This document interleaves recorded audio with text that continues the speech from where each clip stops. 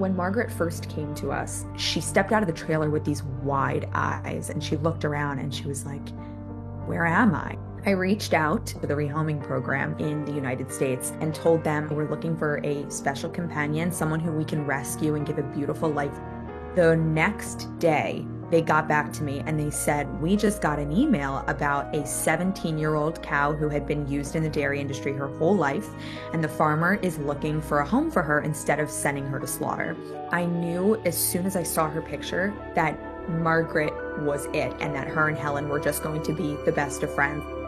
After spending 17 years every single day on a dairy farm, it's the same cycle of exploitation every single day for 17 years. And so to come to a place where no one expects anything from you, it's green pastures and you have your own cozy running shed filled with all the straw and hay in the world and scratching posts on the sides of the shed, and just your own little paradise was very overwhelming and confusing for her.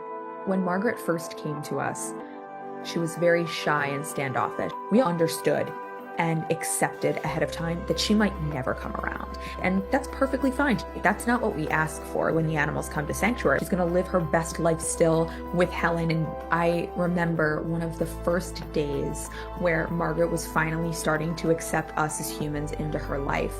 Scooter brought her this pumpkin. What she did is he was crouched down in front of her and she just took her forehead and she put it to his and just started licking him and started loving him and showing her affection towards him. He's just the first human that Margaret accepted into her new life. After about a month of Margaret's quarantine, we were finally able to introduce her to Helen. And so we started by moving Helen to a pasture that was very close to Margaret, so they could smell each other. And then one day, we put our halter on and we brought her over to Margaret's pasture. Margaret, you want to meet Helen? We were so excited. Margaret saw her and just started walking over to her, slowly, very curiously. And then she got close enough that they could touch and she started licking her. And she stood there and she licked Helen for 20 minutes. It was the most beautiful moment. And honestly, from that very moment on, they are inseparable. It was an instant connection. They are side by side every day, grazing together.